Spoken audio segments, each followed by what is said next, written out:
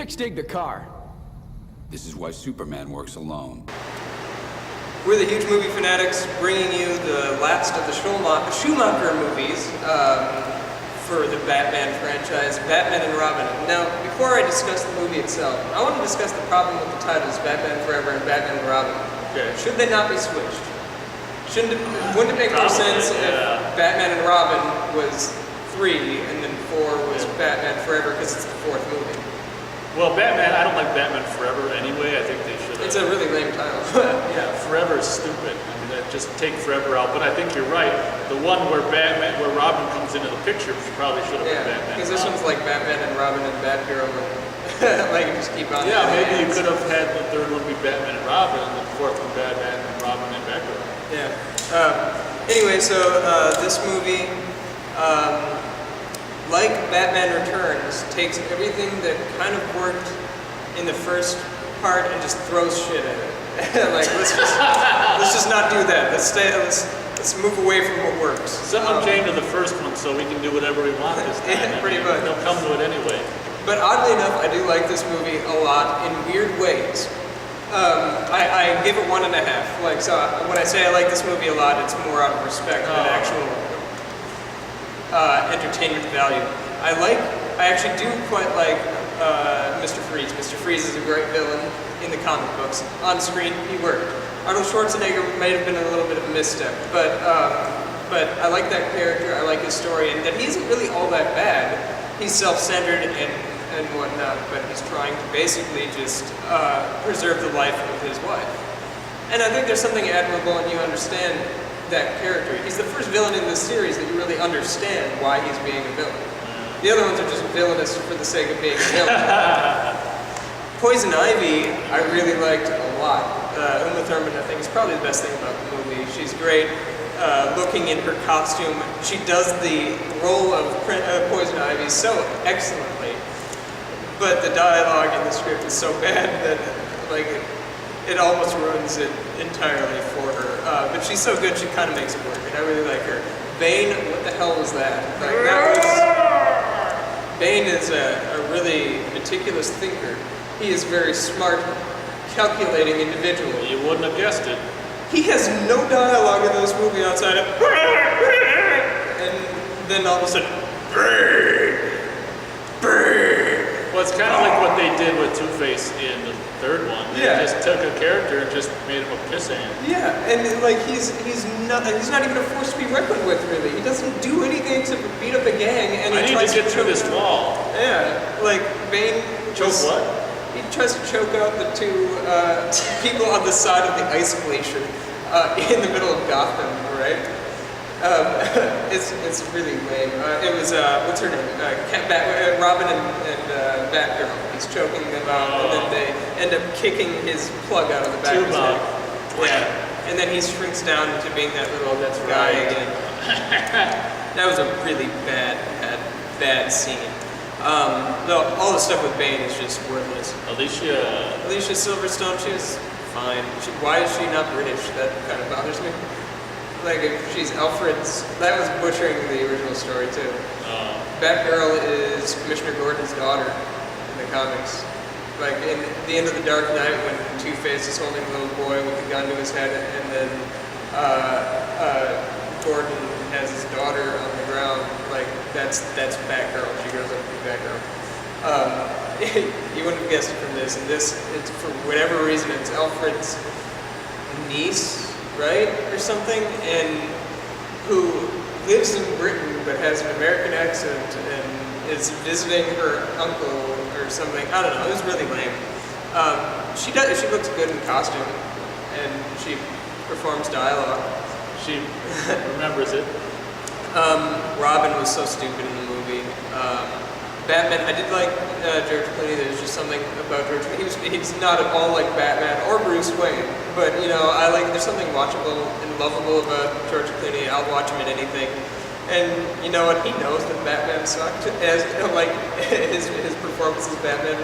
He has that great quote. He was asked if when Batman Begins came out, he's like, "Did you see the new Batman movie?" He's like, "Batman, I thought I successfully killed that franchise." Which I was like, yeah, good going. At least he knows his movie sucked. and I like the Alfred storyline in the movie. That was one of the best things about the movie. I think if they just stuck with Alfred's storyline and Mr. Freeze storyline. About Poison. You could have thrown Poison Ivy in there. She was really good, but it was mainly because I like her. But there's too many. If Batman, Mr. Freeze taking over Gotham, him not really being the villain, just trying to get the diamonds to preserve his wife's life. That would have been a good movie. And then have the two of them actually coming together to sort of save the life of his. Well, by this point, how has nobody figured out that he is Batman? Like, suddenly he's taking into fighting for this random butler for Bruce Wayne. Like, come on.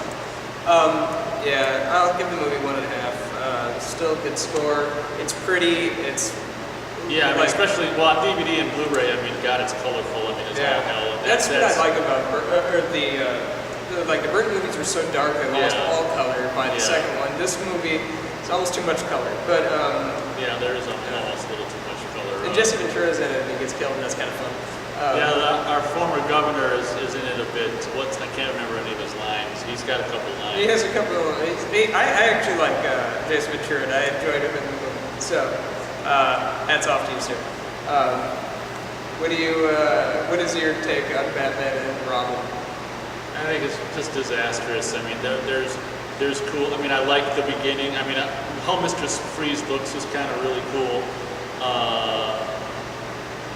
and it looks good on Blu-ray. Like, I like the beginning I like the beginning opening. I mean, I like parts of the beginning opening scene. You know, with the big museum or whatever, and then he goes up in the rocket ship and these bat bombs and all this shit. I mean, I like aspects of that. I like how colorful that scene is. Yeah. I think the movie as a whole is pretty much a disaster. A lot of the like when you see Mr. Freeze, he's like dancing to that. Oh, Mr. Nice Christmas. Whatever. I'm Mr. Nice Christmas. I'm Mr. Snow. And he's like, everyone together! Come on! Come on, do it! I do like when he cries and his like tear crystallizes. Tear freezes. That's kind of cool. Well, that's a cool scene, but it doesn't last for No, like there's touches that but are some awesome. of that comedy, the same thing happened with, I mean, it's just... The comedy kills it, and then they keep using the same joke. Like Mr. Freeze has the worst lines, like the most Schwarzenegger lines, like chill. He says it. And it's like 3 times in one scene. nobody laughed the first time, and by the third time, like people are just like fainting because they're like, "Oh God, he said it again." It's so bad. And then Batman and Robin suddenly have like weapons for every occasion. Oh my God! I want to do it. Boom! And then they have hockey sticks. They're going around and like hitting the diamonds, which. That part of that scene I thought was stupid. But that's a good scene. But it's ruined by the comedy. Yeah. It almost that turned was it into the Batman Adam 66. West. Yeah. Which I think was the wrong direction. Totally. It was just so ridiculous. Wait, what are you gonna give it? 1.5, just because there's technical aspects. There's touches, and this is the only Batman movie where they switch up the formula. In the first one, it's Batman somehow creates villain. The villain tries to mess with him by attacking the girl. The second one follows the same story. The third one follows the same story. This one, the girl in it is in it for like a couple scenes. She doesn't play a part. It's more about him being concerned with his dying father figure. And they switch up the formula. I admired that. It took them 3 movies to understand that maybe we should try something else. Unfortunately, they failed miserably.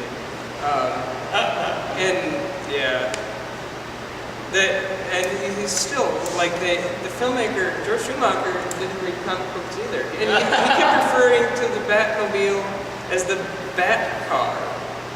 Or like on the set. Yeah, and like in interviews, he's like the Bat car, and it's like it's the Batmobile. How do you not know this? You're making the damn movie. It's the Bat signal.